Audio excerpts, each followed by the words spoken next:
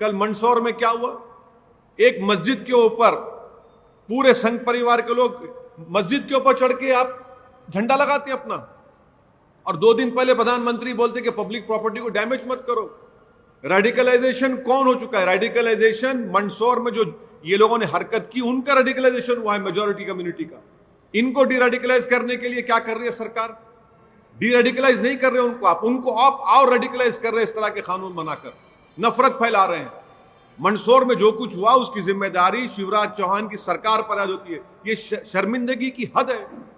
अफसोसनाक बात है कि एक जुलूस जाता है और मस्जिद के ऊपर जो दिल्ली में हुआ था वो दोबारा हो रहा है। यहां पर मस्जिद को तोड़ दिए ना, उसको क्या बोलेंगे? आपको टावर की फिक्र पड़ी हुई है। मस्जिद जो मस्जिद के ऊपर झंडा लगा रहे हो उसकी बात नहीं करेंगे आप?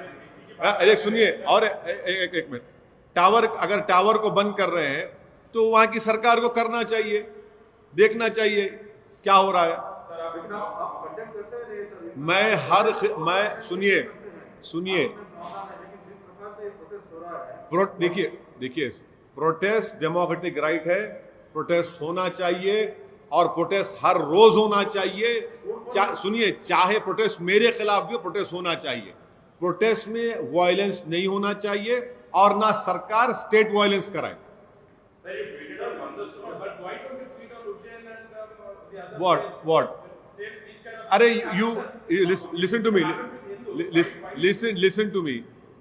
There is a report of Indian Express. You should read that report. You don't read the Indian Express. You only read one news channel. What is your problem? In Indian Express, it clearly stated that when the person or that lady who was indulging in stone pelting was from a different community, immediately the police went and demolished other house. What is the police doing? Isn't it the responsibility of Madhya Pradesh police that this incident happened over there? And you ask me to condemn this, condemn that. Like, why don't you condemn the Madhya Pradesh Chief Minister government? He should be condemned. It is a BJP government which is indulging in all this violence because they want to ensure that through polarization they want to continue. They have nothing to show to the people of Madhya Pradesh. I condemn. See, I have not used the word Hindu or Muslim. I don't know why Times now using Hindu and Muslim.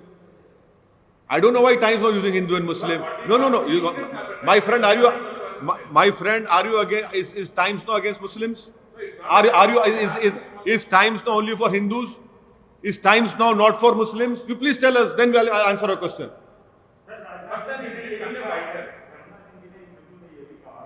तकलीफ इस बात की है कि यह भारत के संविधान के खिलाफ है।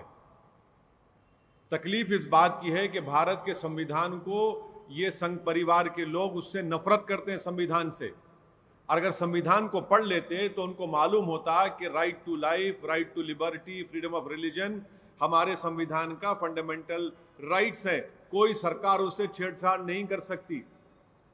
अगर ये सुप्रीम कोर्ट के जजमेंट्स पढ़ लेते, प्राइवेसी का जजमेंट पढ़ लेते, 377 का जजमेंट पढ़ लेते, तो सुप्रीम कोर्ट ने साफ तौर पर कह दिया है कि आपकी पर्सनल लाइफ में सरकार का कोई इंटरफेरेंस नहीं हो सकता है। आप होते कौन है कि मैं किससे शादी करूं ना करूं? आप उठाकर देख लीजिए, आज हाईकोर्ट का एक जजमेंट आया, 2 लड़के और लड़की जो शादी के एज के नहीं थे मगर साथ रहना चाहते थे, कोर्ट ने कहा कि आप रह सकते हैं साथ। आप होते कौन है ये कानून बनाने वाले? अच्छा, अगर कोई मजहब तब्दील करता है तो क्या इंडिया का सिटीजन नहीं रहता वो? अगर कोई मुसलमान हिंदू होता है या हिंदू मुसलमान होता है, कोई क्रिश्चियनिटी अडॉप्ट करता है, कोई बौद्ध मजहब को अडॉप्ट करता है, तो क्या भारत का सिटीजन नहीं है? क्या कहना चाह रही है सरकार? ये देखिए, फ्रीडम ऑफ रिलीजन में प्रोपोगेशन और कन्वर्जन भी है, कॉन्स्टिट्यूशन का हिस्सा है वो। हमको तकलीफ इसी बात की है कि संविधान की धज्जियां उड़ाई जा रही हैं। सरकार के संविधान के खिलाफ कानून बनाते रहे, हम कोर्ट को जाएं? सरकार बनाती क्यों संविधान के खिलाफ कानून को? सरकार को तो शर्म आनी चाहिए कि कितने इलाहाबाद हाई कोर्ट में, दूसरे हाई कोर्ट में तो एक के बाद उनके जजमेंट खिलाफ आ रहे हैं उनके ऊपर। कोर्ट को जा सकते क्यों? अरे भाई, कोर्ट को जाने का अख्तियार सबको, तो आप संविधान के खिलाफ कानून बनाएंगे और कोर्ट को जाएंगे। बुनियादी बात यह है कि आपको कोई राइट नहीं है मेरी पर्सनल लाइफ में इंटरफेयर होने का। मैं किससे शादी करूं, मैं क्या खाना खाऊं, मैं क्या कपड़े पहनूं, मैं अरे आप तो ऐसा कर देंगे फिर तो मैं हिल नहीं सकूंगा। फिर आप कहेंगे नहीं सुबह 3 बजे रात को उठ जाओ, सुबह दोपहर में 1 घंटा सो जाओ और इतना खाना खाओ, ये खाना मत खाओ। अरे आप कौन है भाई?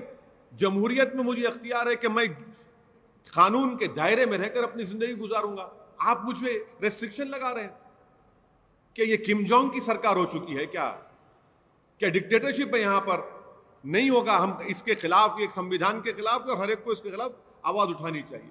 ये जो इतने हजारों की तादाद में जो किसान एहतजाज कर रहे हैं, आपकी बात को मानने को तैयार नहीं है, देश आपको मानने को तैयार नहीं है। जब आप खुद किसान रह चुके हैं तो राजनाथ सिंह को तो समझना चाहिए था इन बातों को। उनको तो उठकर आगे आकर कहना चाहिए था। एमएसपी का आप दे दीजिए ना, एमएसपी आप क्यों नहीं करते अमेंड? अच्छा, और एक बात सुनिए, फूड सिक्योरिटी एक्ट में एमएसपी लिख दिया आपने। आप पढ़े food security act? Food security act में एमएसपी लिखा हुआ, इसमें लिखो ना भाई, क्यों नहीं लिखती आप इसमें? आप उसमें क्यों नहीं लिखते? आप लिख दीजिए ना, खत्म हो जाएगा प्रोटेस्ट पूरा। आप किसान रह चुके हैं और अब किसान की पीड़ा को नहीं समझ रहे हैं आप। ये तो उनके जख्म पे नमक छिड़क रहे हैं राजनाथ सिंह जिस तरह का बयान देकर। हाँ, बिल्कुल सबको दर्द हो रहा ना। दर्द वाकई में दर्द होता है ना तो उसकी दवा खाना पड़ता। आप दवाई नहीं खा रहे दर्द की दवा ये है कि आप एमएसपी लिख दीजिए या फिर आप वो तीनों कानून को वापस लीजिए। There is a very easy way out for the government. The Prime Minister should tell the nation that they are going to amend the law and include MSP in that. Or the Prime Minister can take back those 3 bills, simple as that. The Prime Minister is willing to speak to farmers of Arunachal Pradesh, he went and met the farmers in Gujarat. Why can't the Prime Minister take this simple measure of assuring the nation that we will amend the act and incorporate that MSP will be given, or they can easily take back those bills. It is not an ego issue. These are our farmers and they have been doing protests in thousands over there. Thousands of farmers are doing a peaceful protest. We must stand with them. We must understand that their demands are genuine. It is in the national interest that the Modi government should accept their demands. The Centre has been saying that this farm bill will benefit them. We also saw Prime Minister Modi addressing the farmers. It is not going to benefit because if you don't have MSP, it will not benefit those farmers. There is a consensus among all the farmers throughout the country that these 3 bills are unconstitutional. Number 2, the government has unnecessarily interfered in the state subject because agriculture is a state subject. And thirdly, this so-called propaganda of the ruling party that will benefit the farmers, it will not benefit the farmers in the long run. It will destroy the farmers. It will have a negative impact on our agriculture output.